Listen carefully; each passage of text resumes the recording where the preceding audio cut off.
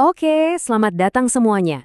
Kalau Anda mau mesin tanam padi atau rice transplanter Anda bekerja maksimal, kuncinya tuh cuma satu, persiapan bibitnya. Nah, di sini kita bakal kupas tuntas gimana caranya nyiapin bibit yang modern dan pas banget buat mesin Anda. Yuk kita mulai. Jadi, Anda udah semangat banget nih mau pakai rice transplanter baru kan?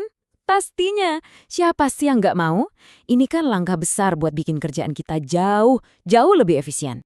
Tapi, tunggu dulu. Ada satu hal yang super penting nih yang harus kita sadari. Mesin-mesin canggih ini, ya mereka nggak bisa asal pakai bibit yang kita siapin dengan cara biasa. Ada metode khususnya. Dan ini yang harus kita kuasai bareng-bareng. Oke, kita masuk ke bagian pertama. Masalah penanaman baru. Yuk, kita bedah dulu. Kenapa sih cara lama kita nyemai bibit itu udah nggak cocok lagi buat mesin-mesin modern ini? Nah, untuk masalah tadi, ada solusinya. Ini dia bagian kedua. Solusi nampan Dapok. Inilah sistem yang emang sengaja dirancang khusus buat penanaman mekanis. Keren kan? Jadi, apa sih sebenarnya sistem Dapok ini? Gampangnya gini deh.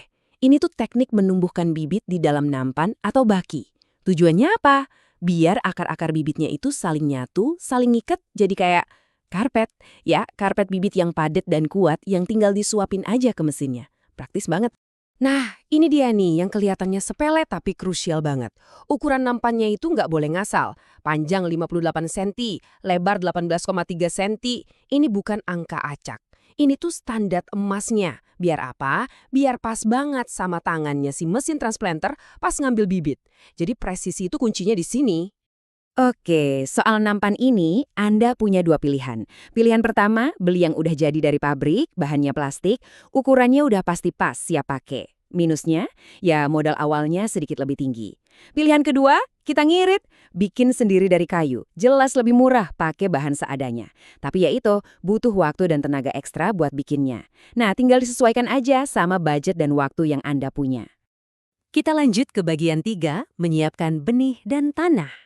Sama kayak bangun rumah, fondasinya harus kuat.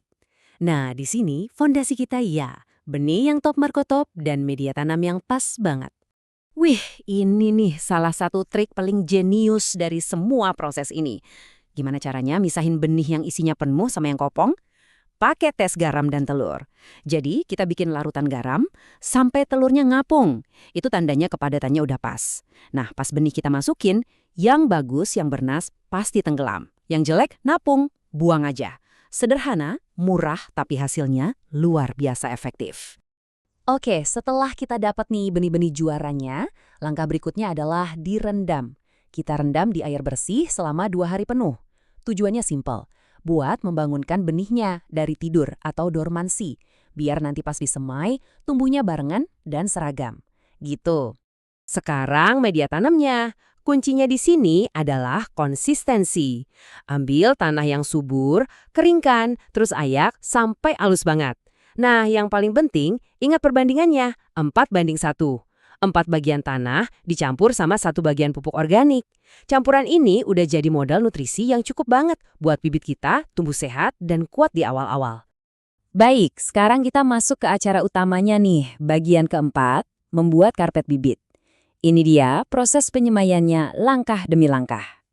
Angka pertama yang wajib diingat, ketebalan media tanam. Cukup isi nampan pakai campuran tanah tadi setebal 2-3 cm aja. Nggak usah tebal-tebal.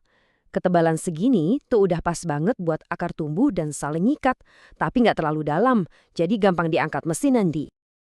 Angka kunci kedua, jumlah benihnya. Untuk setiap nampan, kita tebar sekitar 90-100 gram benih yang udah kita rendam tadi. Pastikan tebarannya merata ya.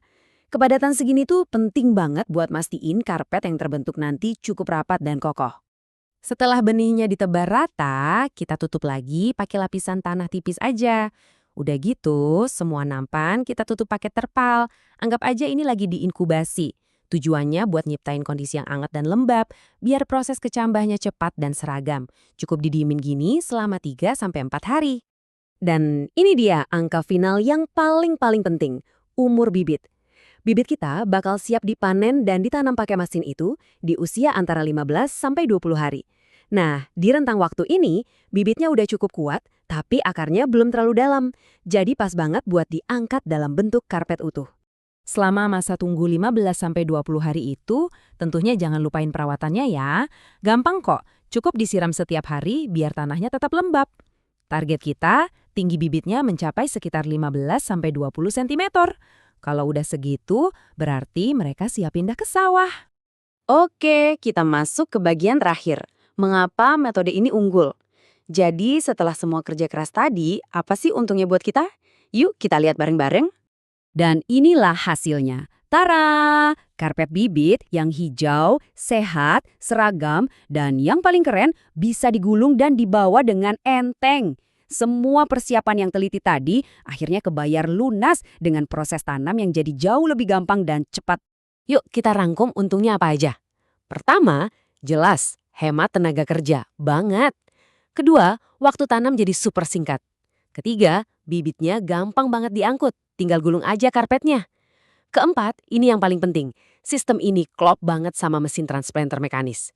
Dan kelima, ujung-ujungnya semua ini bakal nurunin biaya produksi kita secara keseluruhan. Mantap kan?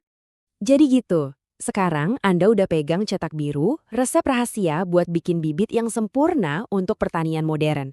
Ini satu langkah besar yang udah berhasil. Nah, pertanyaan buat kita renungkan bareng. Dengan keberhasilan ini, kira-kira bagian mana lagi dari usaha tani kita yang siap kita modernisasi selanjutnya?